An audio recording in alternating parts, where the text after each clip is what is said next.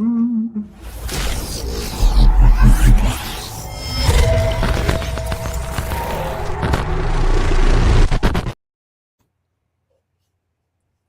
everybody, and welcome to the latest edition of the Techstrong Gang. I'm Mike Vizard, and we are joined today with some of our usual regulars. Jon Swartz, how are you? Good to see you again, as my friend. I'm good. I hope you're surviving the snow.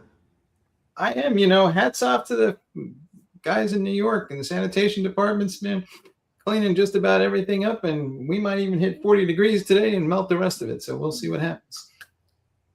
We also have Fred Wilmot. Fred, how you doing? Doing great, brother. Good to see you. Good to see you. And finally, Gina Rosenthal joins us once again. Gina, always a pleasure to see you as well. Good morning. Good to see y'all too. All right. So the hits just keep coming from Washington, D.C. I mean, it's amazing. Every morning I wake up and there's something new and different that these folks are up to. The latest involves Anthropic. And I guess Anthropic is now saying that they're going to ease off on some of their commitments to safety for AI because, well, they were having some issues with the Pentagon about, well, who can actually supply the Pentagon? Because, well, I think the Pentagon is trying to say we're the military and safety is not exactly our primary concern. Jon, what's going on here? Yeah, so in a sense, you're right, Mike. So Anthropic, in a sense, is softening their stance on privacy or AI safety amid this pressure campaign by the Defense Department. So for a little context, Anthropic has been doing work with the military. They're the one AI company that's really thrived in that area, but they've been confronted by Hegseth, the Secretary of Defense, who's given them an ultimatum.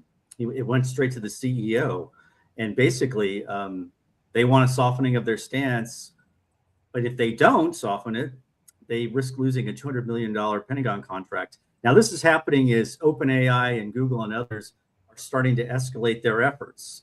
So Anthropic, one of the co-founders, Jared Kaplan, gave an interview with Time Magazine, and he told them that they're no longer going to adhere to their original constraints because they're concerned about competitive harm to themselves because their rivals are blazing ahead because they're going a little bit, taking an easier path than Anthropic. So Anthropic finds itself in this kind of weird situation. And in a sense, they did officially put out a new responsible scaling policy, which brought up all these questions of whether they were caving in to the federal government. Their spokeswoman, of course, said that it was totally unrelated, but it does look suspicious. And it's raising a lot of questions about them because Anthropic wants us all to think of them as the Apple of their industry. But in a sense, they seem to be retreating a little bit, or maybe they're trying to kind of split hairs and try to appease both the government and their loyal base. It's going to make for an interesting dynamic and an argument and a debate. And it's really cast a light on Anthropic and its original mission statement and now how it's being interpreted or how it's being looked upon by the general public. Mm-hmm.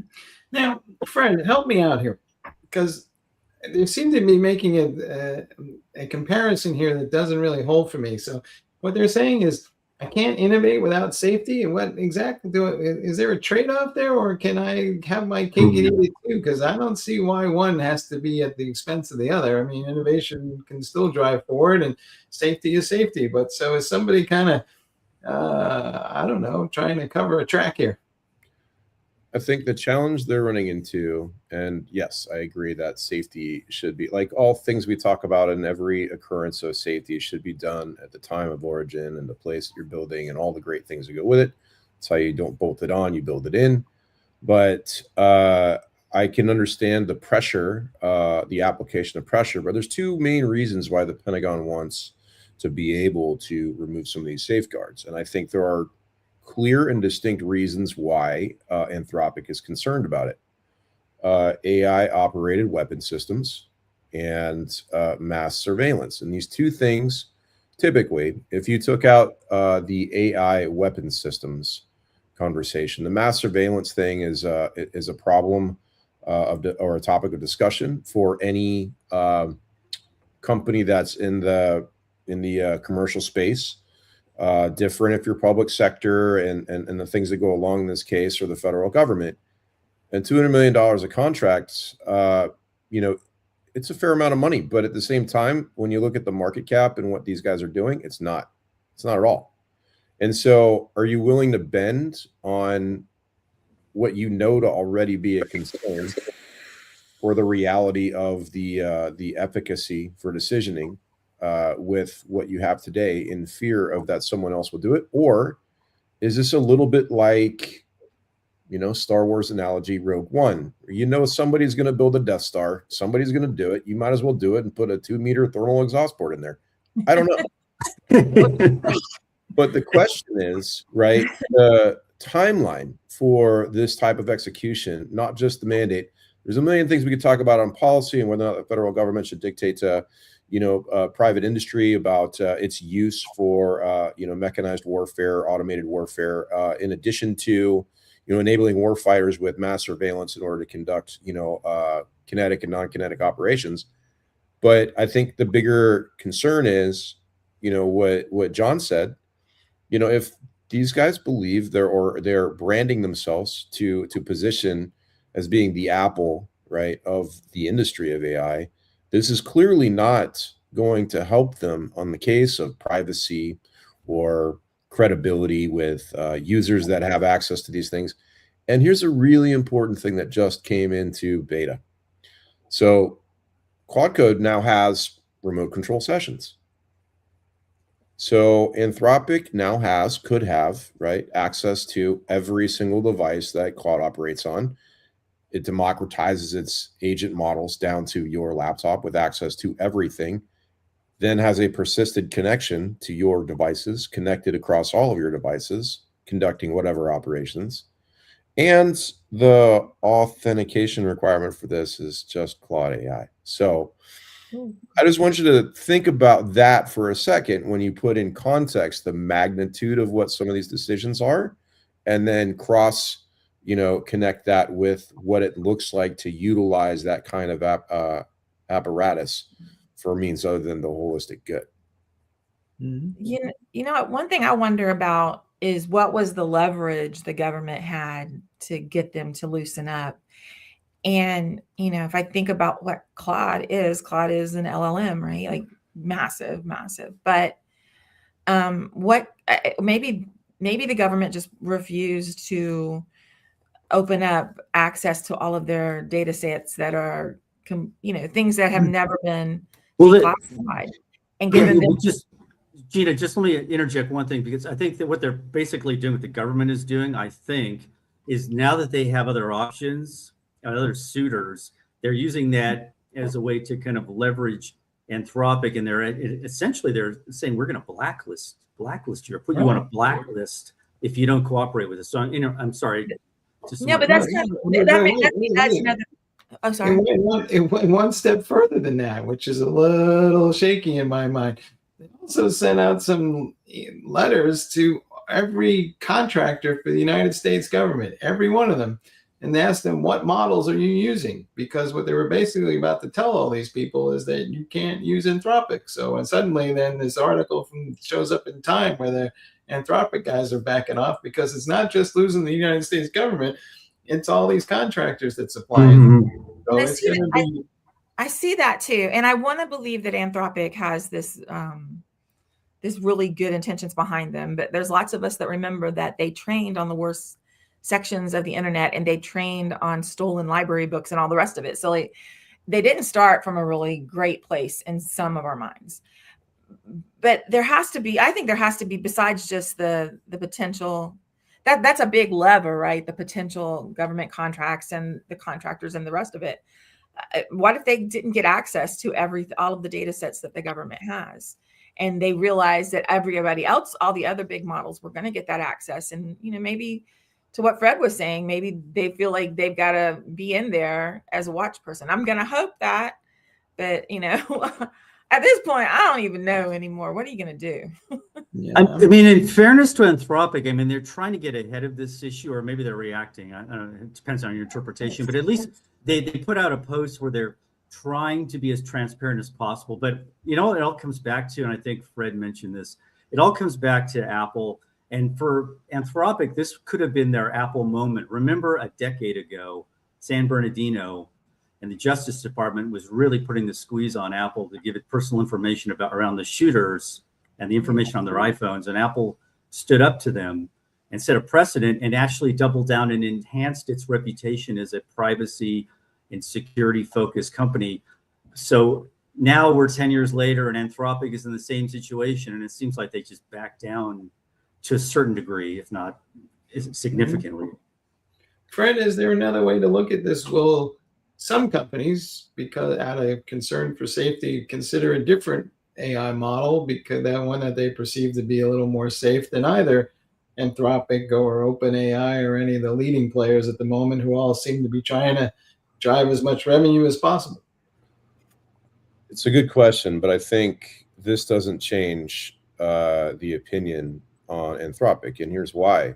This is 100% transparent, both on the risk, and they've also published a number of safety and security papers to tell you exactly what models are capable of, right? So they've established a benchmark of at least transparency, if not truth, right, in those cases. And I think what's illustrative here, there are, right, so Perplexity just, launched basically an agent of agents that allows you to do almost the same thing, right, with, quad code agents. The battle's on the desktop. And I think if the worry is that you remove sort of the access of all of these things, devices, contractors, even some probably lucrative contracts that are supply chain oriented, you do lose a little bit the arms race in a figurative sense.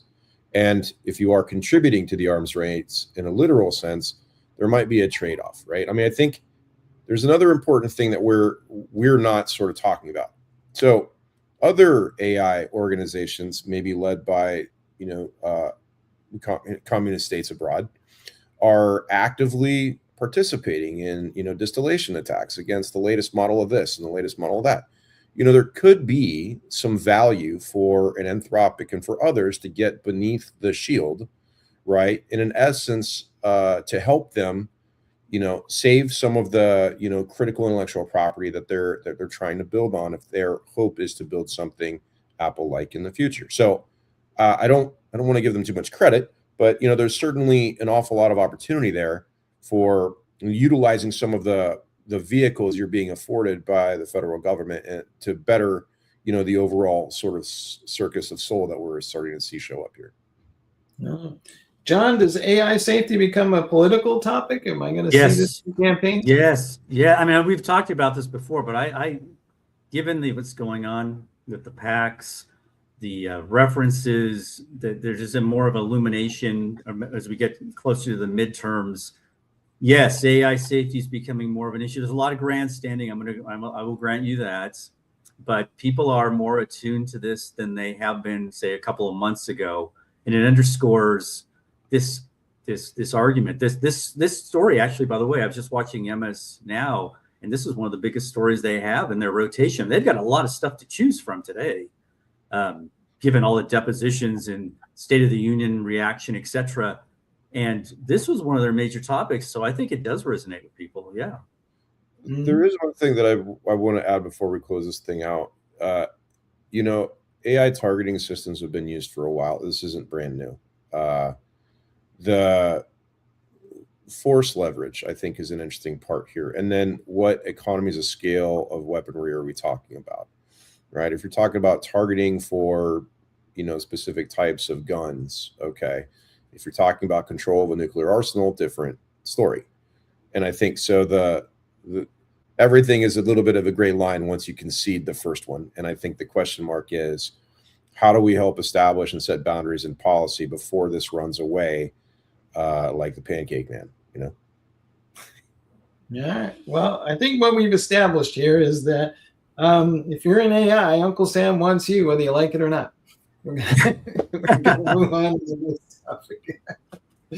Well, let's continue with our conversation here about the federal government, because, well, during the State of the Union address, President Trump, almost as an aside, said that he had told all these AI providers that they needed to generate their own sources of energy. Now, We've seen some investments in that space. Some folks are building some private grids, but it seems like that might take a little bit of a while before we see that. But Fred, are we going to see all these AI providers get off the public grids? Is that the ultimate goal? And how long might that take?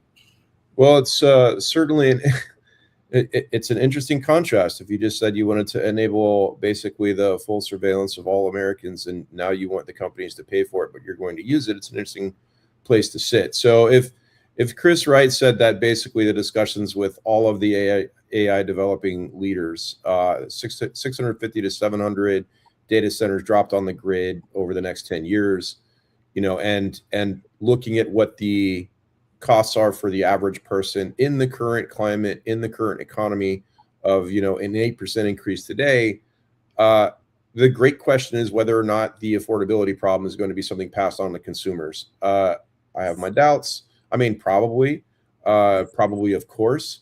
And so, now if the requirements are in order for you to have government contracts and to continue to build in the space race here, that is you fund the grid part of this problem space. There's an awful lot of things that we think about with respect to, the different types of taxes that are not probably going to be applied, states that have the wherewithal and the bearing to do that. I know Gina's talked about this in Hometown, right, from her perspective of what that looks like. And the real question is, if all of these other normal methodologies of managing sort of a growth, whether it's the national grid or it's a privatized grid by, Microsoft or whomever for their own environments, is governance. And so, there's no effect of, privatized groups by some of the governance that normally the Fed would be held accountable for. So a little bit of a stroke of genius to say that, right? If you're going to force, organizations to build their own infrastructure, you've delegated the accountability, but it may be an awful lot worse for the consumer. Yeah, I think it's more than cost too, right? You can just look at the example of Musk and XAI in, is it Tennessee? It's in Tennessee, right? They picked the poorest part of town to go into, and there wasn't the infrastructure for power. So they've got generators running, which are running on, it's not natural. I'm not sure exactly, some kind of gas, but they emit a ton of noxious, toxic, I can't say this at the same time, noxious, toxic smoke into the air, into those areas that already, had been living with that and got it under control with the help of the government. And so that's what a privatized power supply is going to look like. And it's usually where they're building them, at least here in Texas, is out in the boonies, where the water supply is impacted first. People don't have drinkable water.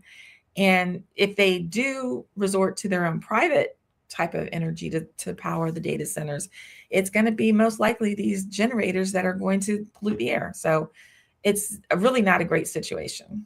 Well, it's a good thing that climate change is fake news because, all that stuff, I don't have to worry about it, right? Woo, good job. There is something also interesting here that I think if the assertion is that this is going to help keep up with the global race, when you add an additional tax, right, to the already, beleaguered sort of level of investment required, right, you're talking about $10 billion on $100 billion. You're talking about the magnitude of those things. I'm not sure how you can expect, organizations like the Frontier Labs to, hey, hang on, let me continue to push the race here from an AI perspective, not plateau because now I have to split that cost on energy build out for every piece of infrastructure that I build, and somehow maintain the purpose of having in the future, a publicly traded company, not completely under the control of the federal government. Well, that's an interesting point, and I will bring this over to Jon, but help me walk through this line of reasoning. So most of these AI companies are already underwater, right? They're getting massive amounts of investment. They are subsidizing the usage of their platforms at incredible rates. So, that $20 a month hardly pays for anything that you're getting from your average end customer, and they're hoping that enterprises will help bail them out. But if I got to pay for the energy, now I've got added to Fred's point that cost to their P&L, and it makes it less likely they're going to be profitable. And at what point maybe does the United States government decide, well, if we want AI and we want to be competitive, this becomes some sort of nationalized service? John, how crazy might I be? You're not crazy, Mike. I think there is actually a lot to that. There's actually, I think it's in Tennessee. It is Marsha Blackburn, who is a senator, I think, still technically. She's running for governor, but she's also introduced this bipartisan bill about limiting data center growth, et cetera. And I think the companies, especially, I saw this number, I think it was yesterday. It was from Jensen. I'm going to read it up. Tech companies are spending $700 billion this year on AI data centers, and Jensen says it's nowhere near the peak. So these companies are looking at alternatives, like they're looking at nuclear. They're thinking about the P&L. God, I think if I'm an open AI, I'm really looking closely at the P&L. If I'm an Anthropic, I'm influenced by what's happening with the government. It's they are attunely, and they're nervous about where this is going. And it's weird. It kind of, Alan's not here today, but kind of like I was thinking about Alan and what he may have said. I don't want to put words in his mouth that he's not around, but we've kind of been here before in terms of fighting over resources that equate to power. Like I think of the 1930s in LA and the fight over water rights, the water wars. And I'm thinking about electricity, and I'm thinking about companies who say they'll pay for it to play nice with the government. But there's a lot of going back and forth, Mike. The narrative on this is going to change so often over the coming months as we get closer to pressure for these companies to show some sort of roadmap to profitability. But this is hanging over all of their heads right now. It's a massive anvil over their heads. The internet was that way too, right? Because I can remember being from a small town. We were lucky to live next to big Air Force bases, so we were covered. But to get those trunks down to, from the big cities in the South, like Birmingham and Atlanta, down to the Gulf Coast, that was really expensive. And the big trunk was near Panama City that came down. So getting the access to internet when it was all wired was a big deal. And the government did have to jump in and help because we were digitizing all the information. We wanted to require everyone to use the internet, and the government had to do something. So I kind of see it as the same as that. Right. And to Fred's point, I'll toss this back to Fred, but you mentioned China. So we see that they are making massive investments in not just AI, and some of which they may be borrowing illicitly, but I don't know if distilling code from somebody who stole code in the first place to train stuff constitutes a crime, but we'll see. But the thing that comes to mind is they do have massive access to energy resources, right? And that's being done with the aid of the Chinese government. So at some point, does the Chinese model force the issue around the world? Because, well, if we want to compete, we got to figure out how to provide energy to these AI resources and maybe the services themselves in a way that's cost effective for everybody. Because right now it doesn't seem like it's going to happen that way. Yeah, I completely agree. I think as soon as the government has decided that all AI companies have to, by proxy, become power companies, I don't think Anthropic set out to, participate as a power company across the national grid. The challenge is definitely going to be, when does this become a bubble that's a burden they can't bear? And I think critically, I get the rationale behind sort of the midterm elections and sort of softening a little bit on the, governmental impacts, but fundamentally, it's a flawed concept in my mind. And in addition, oh, sorry. No, it's okay. We talk, so can I? Yeah, that's interesting what you said, Freddie. And sorry, Gina, I'll pass it to you really quickly. But there's this federal data that showed that residential rates are increasing by 8% in 2025, and we're in this era, and it's going to go higher. It's in this era of affordability. So this plays part into the narrative about costs, and I think there's a real resentment among the general populace towards these AI companies. They're overperforming. Their stocks or their values are skyrocketing. And yet there's this fear that they're being coddled by the federal government. It's like the tech bros and Big Brother are in bed together. And it kind of escalates and builds upon this whole tension that is building about AI and the haves and the have-nots. It's like the internet, right? With the digital divide. I mean, in a sense, we have the same type of thing on an economic scale. It's definitely the same thing, and they are definitely in bed together, which is where I was going to come in and say, I think there's another angle to this.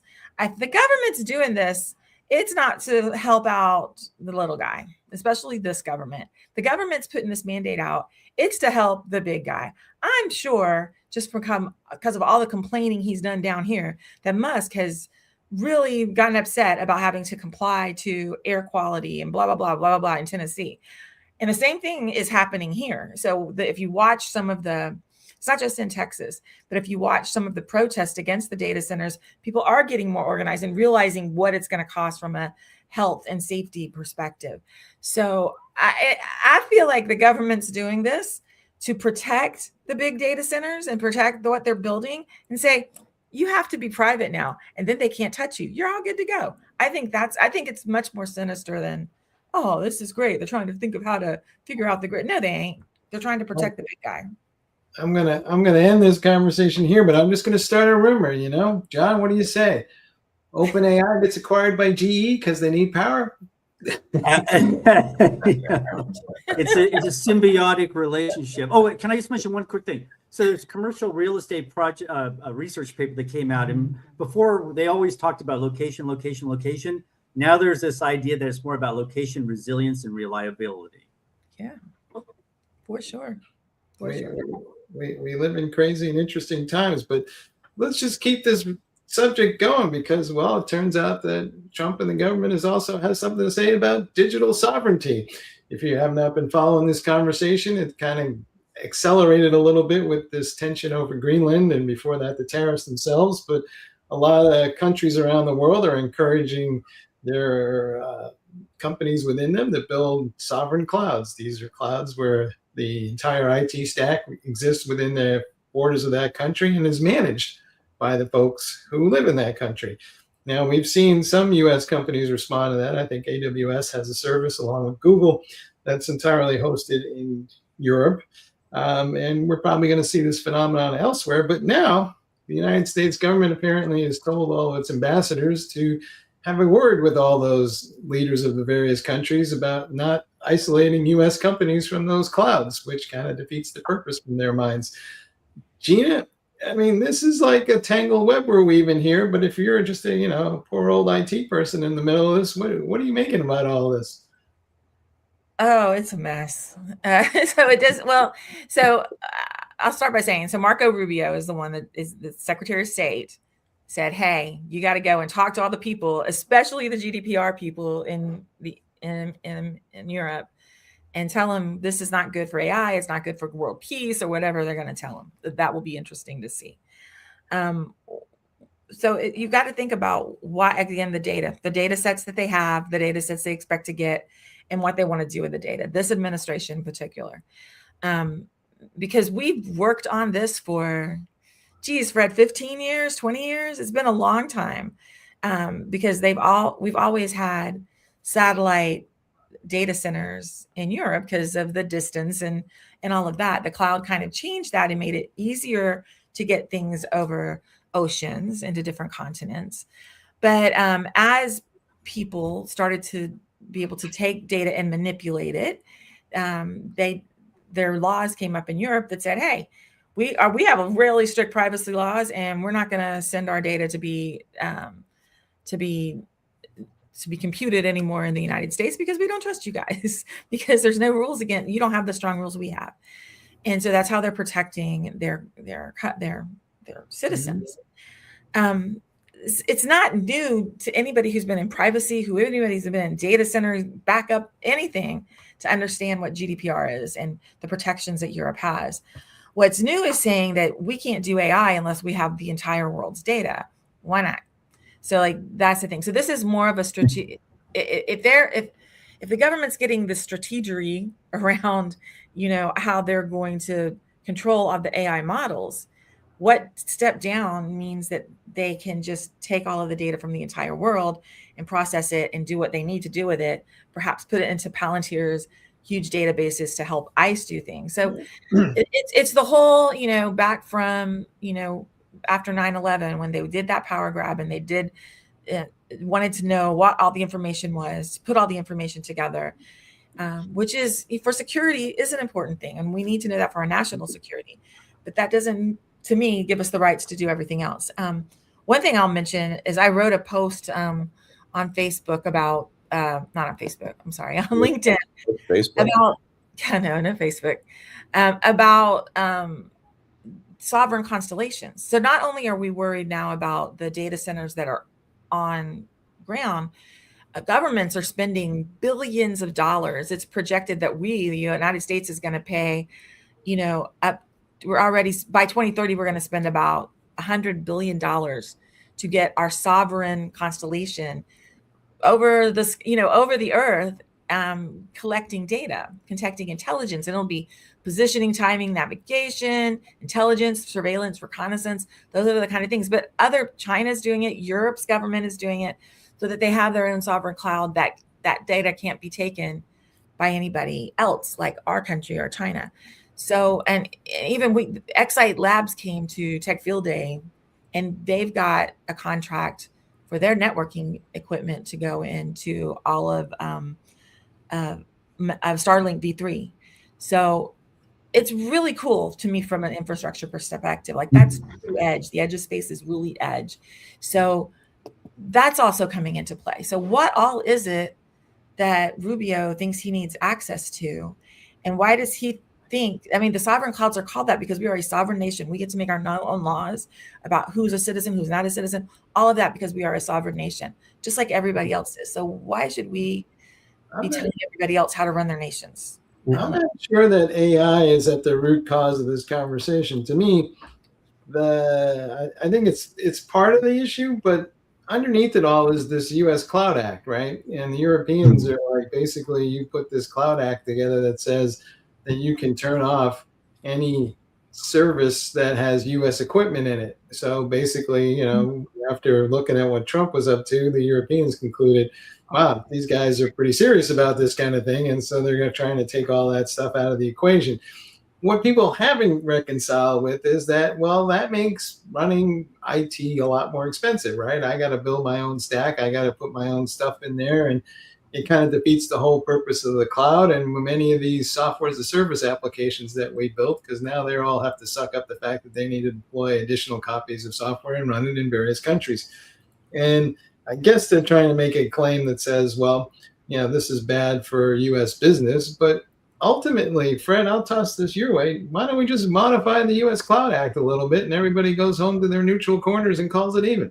That's a great question. I think this is what I would consider to be significant government overreach. And it's not just obvious, it looks desperate. You don't need Marco Rubio wandering the earth talking about what impacts this particularly has. As Gina said, there's a whole space set of things in here that's far above what the EU has access to. We've long done a number of things to help foment the discord with public cloud providers in the US. But here's what I would say: the EU has also always had a stance that privacy and sovereignty belong to the countries within the EU. And it's not just the EU, right? Singapore has pretty rigorous privacy policies. A lot of other places in Asia do too. China does as well. And that every CISO on the planet knows the privacy policy in almost every country because of that, including the transit privacy requirements for moving data across states in the EU, not just over to the US. And the fundamentals here are this. The EU passed an AI privacy bill, the EU AI Act last year, right? It's implemented. And in a lot of cases, that creates, some issues for U.S. companies. The best arbiter for U.S. companies in this case are the U.S. companies. So because that's not federal policy, I really do take some issue with that. Microsoft is going to build 287 data centers in the EU. They know how to negotiate out how to do the right things. And look, that policy exists for a great reason, because governmental overstep is something that the EU, we have no privacy in the US, but they've long mandated that we maintain that in the EU. And I think that is a completely justifiable position in humanity. And, you know, companies are, if they're willing to do the business, then they've got to pay the tax. It's a cost of doing business. Well, let me tell you how Microsoft and SAP are working this situation out, because it's pretty clever. So SAP has a whole separate business unit that's essentially a IT service provider. It's a managed service. And they have a contract with Microsoft that says, in the event that there is any disruption of service, we will shift the ownership of the Microsoft software that's being installed in Europe over to the paper that belongs to this IT service provider. So Microsoft continues to deliver the service, but if there's any interruption whatsoever, this little IT service provider owned by SAP is prepared to step in and continue to provide these services in Germany and France and I don't know where else. And I think what you're going to see is, you know, a lot of these deals are going to get structured similarly to that, where it's going to be basically, you know, in the event that there's an issue, you can have your sovereignty, but in the meantime, you can still take advantage of the lower cost services that are delivered directly through Microsoft. So, Gina, can we just, like, you know, put up some clever paper into a contract and, you know, work our way around these somewhat well-intentioned laws, but maybe not so well thought out? Are they well-intentioned? I'm not sure. So, but no, I think, yeah, that's what tech has always done. They write contracts around it and find the right people to do it. I'll put this question back out to you, though. How is this any different than TikTok? TikTok, I'm not on TikTok for privacy reasons, but the whole TikTok deal, even though it got weird, the president has the authority to say, nope, they can't work, they can't be in the country because of, you know, privacy issues. So we're going to take our sovereign protection seriously, and we're not going to allow any traffic into the United States from this particular service. So how is this any different? I don't think it is much different, John. Well, you know, I was going to say, you know, this show kind of makes me think of government overreach to the extent where this document that Rubio is sending out to the diplomats, it almost reads like it was written by big tech. You know, one of the things that just stood out to me, and it's kind of a little bit borderline appalling, is they described the GDPR as unnecessarily burdensome. And I mean, these countries in Europe created this to protect privacy and national security. They're very keenly aware of that for a lot of reasons, going back, you know, historic reasons. And the U.S. is basically arguing just the opposite in this whole case. And again, it just underscores, as Gina said, how the big tech and big government are just almost synonymous to me now. I can't separate the two, and it's almost become part of this constituency, or part of a shadow government, or the Department of Big Tech. You know, the more I think about it, the more I look at it, from every angle, and someone's going to pay a price. I like that. Department of Tech. Maybe that's a whole new cabinet position. We'll see where that goes. Musk will be in charge. So I can't remember. I've done product marketing for 10 years. I can't remember a product we've had that we didn't have a solution for GDPR so we could sell it in Europe. Like, we all knew what it was. I mean, this is going back since before it was formally enacted and then strengthened. So this is just, you know, I don't get it. It's just like, there's going to be a little horse trading here. I can see, like, everybody sitting around the table and they go, you modify your little U.S. Cloud Act and we'll modify our little GDPR laws, and maybe we'll come to something in the middle. 100%. I think that, and then the interesting parts, the placards that are hung in offices, are going to be the details in this. And we talk about things like biometric categorization in Europe and how we think about identity. And there's lots of really interesting and important things. And just to cast the focal point from earlier in the first segment, we're talking about agents on laptops, right? It's not just data centers. It's not just the notion of my phone. It's everything everywhere. And, you know, again, if, you know, Anthropic is going to enable, you know, remote sessions,